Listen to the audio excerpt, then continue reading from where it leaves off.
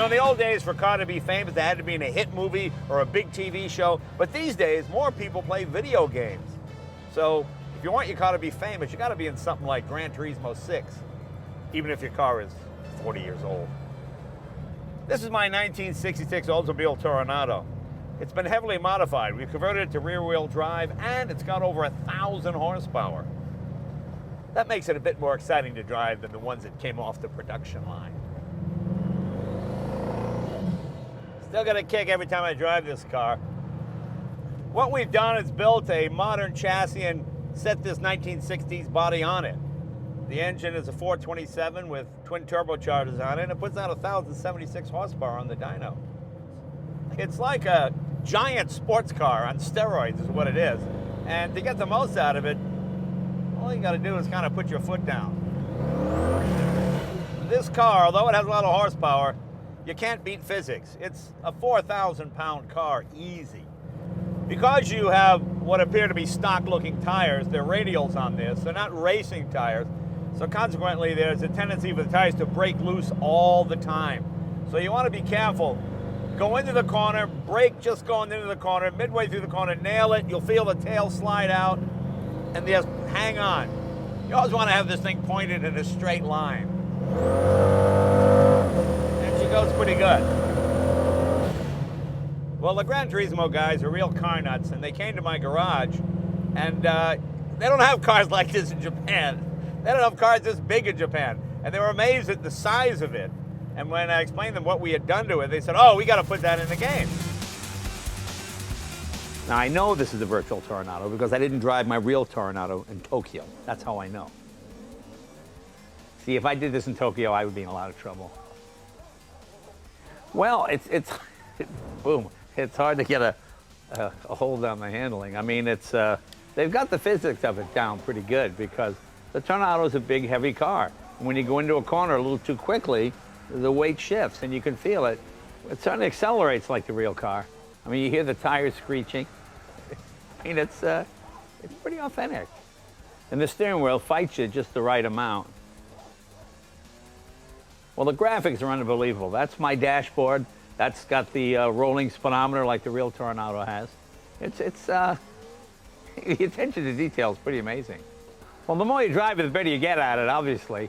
And you've got a tremendous amount of road feel coming through the steering wheel. And it does feel like the real car.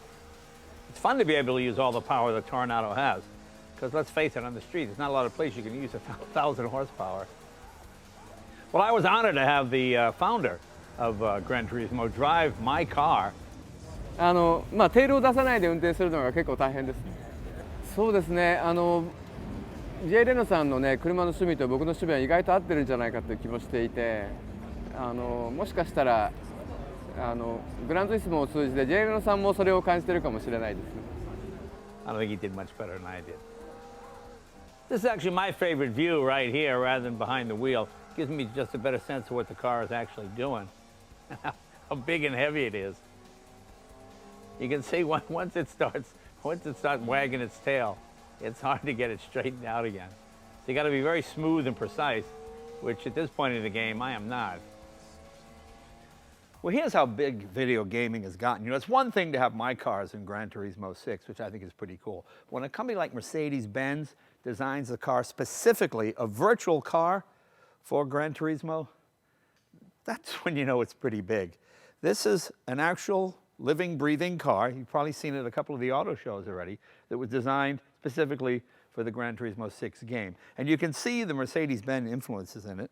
Notice, if you know your Mercedes history, there's a little bit of the SLR from the early 50s there. And it's amazing how low this car is. The roof line of this car is about where the fender is on my Toronado. That shows you a 50-year difference in design. But let's go hear from the head of Mercedes design, Gordon Wagoner, see what he has to say. The coolest thing about this car is really the proportion. It's a typical Mercedes sports car GT proportion. So it has a long hood, you know. The cab sits on the rear wheel, you know, and it's simply stunning. It was so excited to hear that when GT approached us. So our designers have been hooked up straight away. I believe the digital revolution will change the car the most in the next 10 years, more than it did in the last 50. this is the cool thing about these kind of exercises. It generates new ideas. So in fact, this car is not so far from reality. So you can imagine that as being like the next SLS or so. You can easily just convert that, no problem. And you know, we bring out a real sports car, a new one next year, and it will actually carry a lot of this flavor of this car here. So what you see can be reality pretty soon.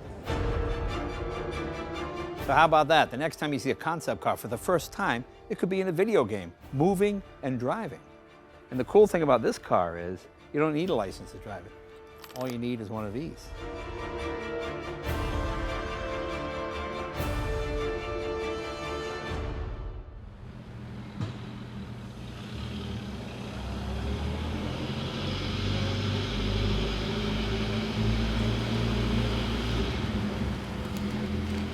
Mm-hmm.